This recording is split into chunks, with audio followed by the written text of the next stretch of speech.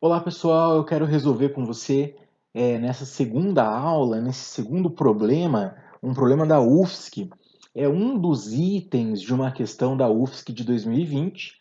Ele diz assim: se x menos 1, x menos 2 e x menos 5 sobre 2 é uma progressão geométrica, então o décimo termo dessa sequência é 1 sobre 256. Bom, a UFSC é uma prova que tem questões com itens 01, 02, 04, 08, 16 e a gente tem que verificar se o item é verdadeiro ou falso. Então, será que esse item é verdadeiro ou será que esse item é falso? Para a gente julgar esse item, primeiro a gente tem que descobrir o valor de x. Depois que eu descobrir o valor de x, aí sim eu posso julgar se o décimo termo realmente é 1 sobre 256. Bom, repare só, nós temos uma PG com três termos aqui. X menos 1 é o primeiro termo, x menos 2 é o segundo termo, x menos 5 é o... x menos 5 sobre 2 é o terceiro termo, e repare que nós temos aqui o termo central. X menos 2 é o termo central, é o termo mediano aqui dos termos dessa sequência. Então, nós podemos usar a propriedade do termo central. Eu vou apagar esses rabiscos que eu fiz aqui. Repare que nós temos uma PG. Se é uma progressão geométrica, então a propriedade diz que é a média geométrica. X menos 2 é igual a mais ou menos a média geométrica dos termos equidistantes dos extremos. No caso aqui são os próprios termos extremos, né? O que é a média geométrica? A média geométrica é a raiz quadrada de um dos termos extremos, no caso aqui é o x menos 1, vezes o outro termo extremo. O outro termo extremo é o x menos 5 sobre 2. Então, nesse caso aqui, essa é a montagem da propriedade da média geométrica. E agora a gente vai elevar ambos os termos ao quadrado. Deixa eu apagar aqui esses rabiscos que eu fiz. Então, para resolver esse problema, eu vou pegar aqui a minha caneta, vou pegar uma cor verde.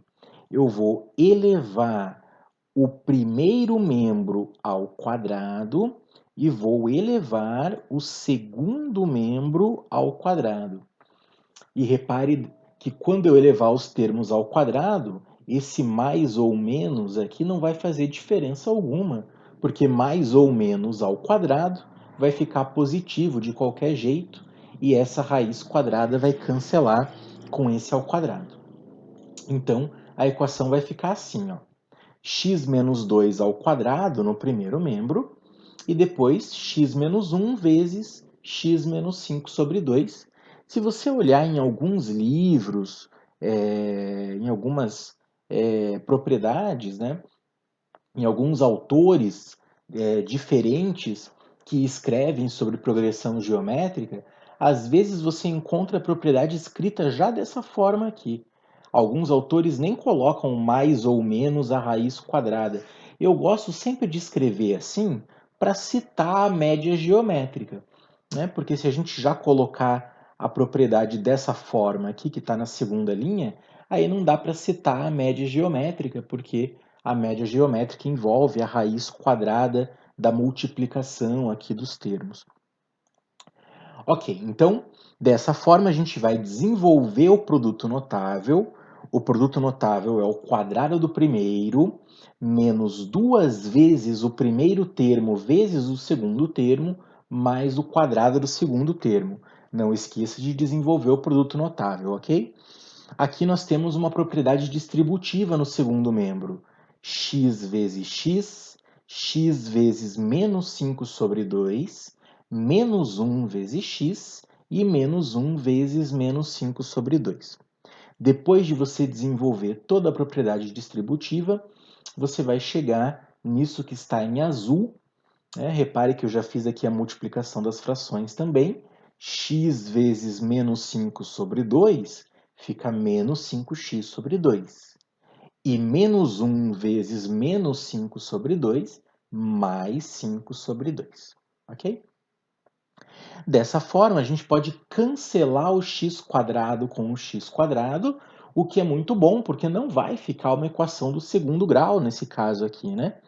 Eu vou apagar toda a rabisqueira que eu fiz, e aí quando eu apertar para mudar de slide, a última linha não vai sumir, o que vai sumir é o resto, para que a gente possa copiar aqui na linha de cima. Repare que, deixa eu só riscar de novo o x² e o x², né? Porque a gente vai cancelar. Então o que eu fiz aqui foi o seguinte, ó. Tudo que é x ficou no primeiro membro.